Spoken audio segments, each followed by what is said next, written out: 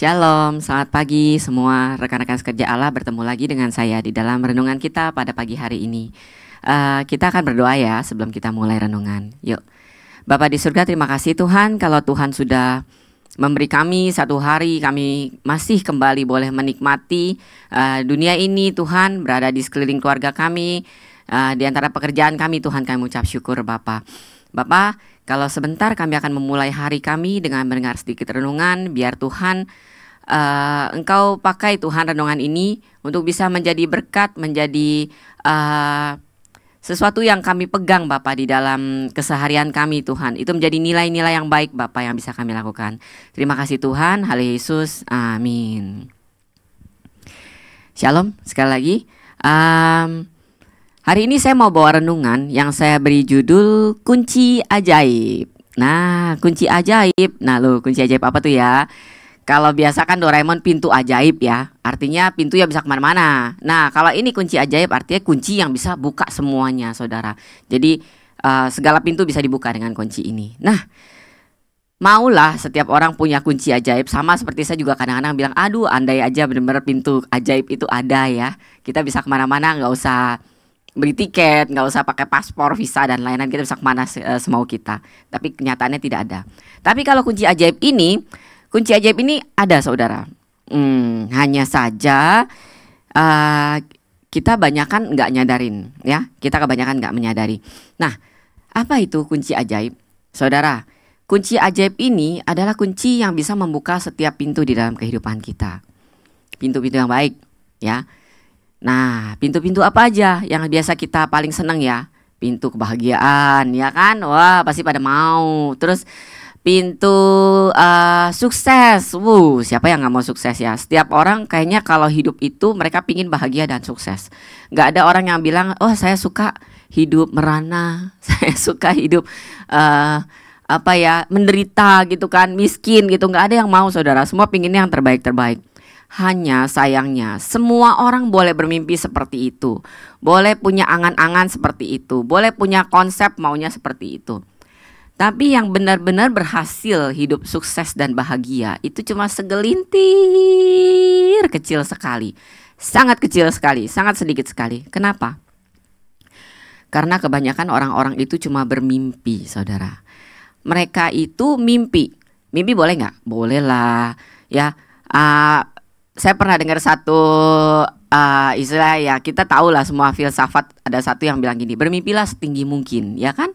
Bercita-citalah setinggi mungkin, bermimpilah, ya kan? Karena mimpi itu nggak pernah dilarang, saudara.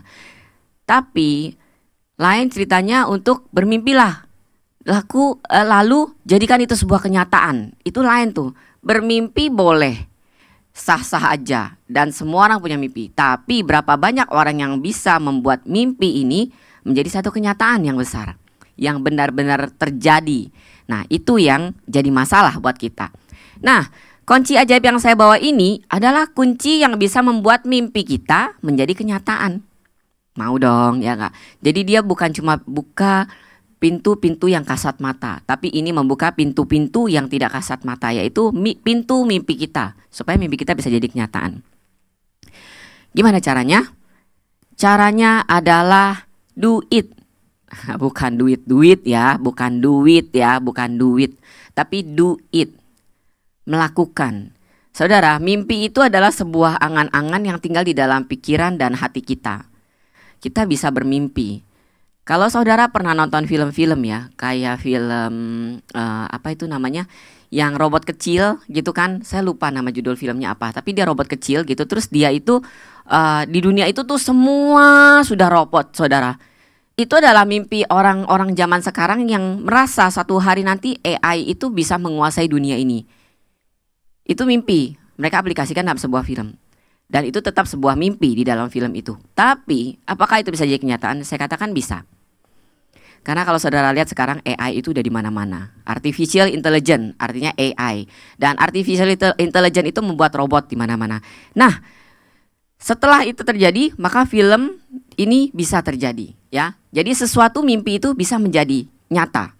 Begitu juga dalam kehidupan kita. Ketika kita bermimpi, saya ingin punya rumah besar, saya ingin punya mobil mewah, saya ingin kerjaan saya sukses, saya ingin punya apa aja, saudara. Itu bisa terjadi kalau saudara melakukan satu aksi, do it, lakukan untuk mengejar mimpi itu. Selama saudara nggak lakukan, tidak akan terjadi. Saudara, di Alkitab pun sama. Kalau saudara lihat, orang tokoh-tokoh Alkitab yang luar biasa, yang sukses di dalam Tuhan, yang akhirnya hidup mereka itu berkenan di mata Tuhan, itu adalah orang-orang yang melakukan kata ini, do it. Contoh, Nuh, Kejadian 6 ayat 22. Lalu Nuh melakukan semua itu, melakukan semua itu. Dengar lagi satu, tepat seperti yang diperintahkan Allah kepadanya. Demikianlah dilakukan waktu dia membangun sebuah batra.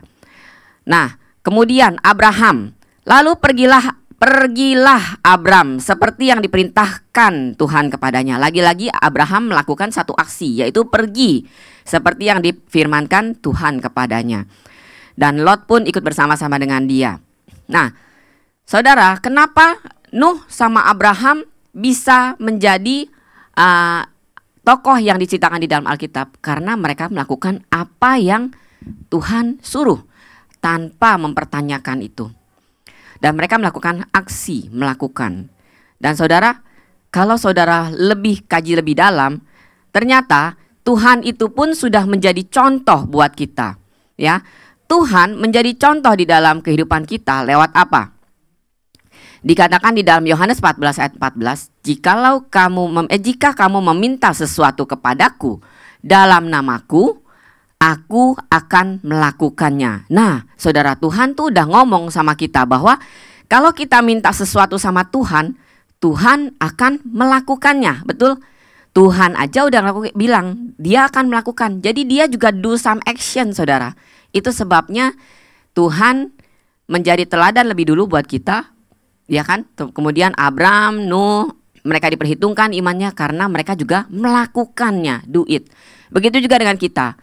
Kita punya kunci ajaib kita itu sebenarnya kita punya, saudara, setiap orang punya. Yaitu melakukan apa yang menjadi mimpi kita. Selama kita tidak melakukan, mimpi itu hanya sekedar daydreaming, mimpi di siang hari bolong yang tidak akan pernah menjadi nyata. Dan orang-orang yang bermimpi cuma bermimpi dan berhenti di kata mimpi ini, tidak akan pernah bisa merealisasikan kebahagiaan, kesuksesan yang mereka kejar. Tidak akan pernah, kecuali mereka benar-benar melakukannya. Nah, saudara, di dalam Matius 7 ayat 21, Alkitab mengatakan begini, bukan setiap orang yang berseru kepadaku, Tuhan, Tuhan, yang akan masuk dalam kerajaan surga. Dengar ya, cuma berseru kepadaku. Jadi kalau kita cuma Tuhan, Tuhan gitu udah ya, Tuhan bilang itu belum bikin kita masuk surga, saudara. Tapi yang melakukan kehendak Bapakku yang di surga, yang melakukan, ada action di situ. Do something, do it. Baru bisa seperti baru mimpi itu, iman kita itu diperhitungkan sebagai suatu iman yang hidup. Nah, jadi kunci ajaib ada pada kita.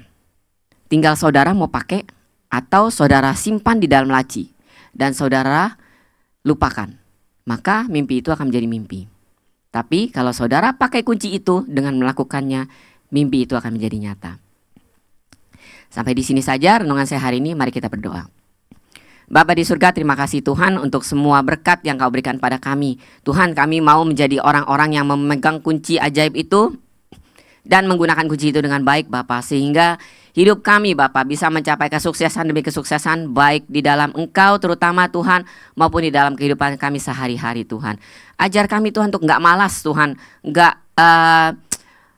merasa kami tidak bisa, Tuhan, tapi berikan kami kesanggupan, keyakinan, dan kemampuan bahwa kami bisa melakukan dan mengejar apa yang menjadi mimpi kami, Tuhan, bersama-sama dengan Engkau. Terima kasih Tuhan. Haleluya Yesus, amin.